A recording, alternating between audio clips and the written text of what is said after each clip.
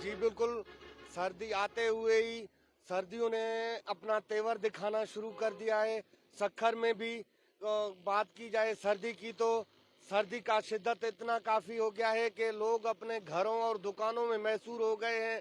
यहाँ लोग सर्दियों से बचने के लिए गर्म कपड़े और आग पर बैठकर अपना सर्दी भगा रहे हैं और काफ़ी लोगों ने होटलों का गर्म खानों के लिए, तले हुए खानों के लिए तो उनका खानों का रुख किया है। मछली के मांग में काफी इजाफा हुआ है। आइए आपको मेरा कैमरामैन दिखा सके तो हम चलते हैं। वहाँ लोग दफातर वाले भी आग में बैठकर अपना गुजारा कर रहे हैं, सर्दी को भगा रहे हैं।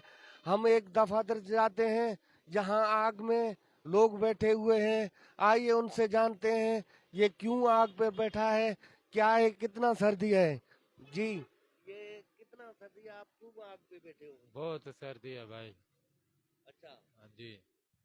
जी, बिल्कुल उनका कहना था कि बहुत सर्दी है, हम सर्दी से बचने के लिए आग पे बैठे हुए हैं और सर्दी भगा रहे हैं।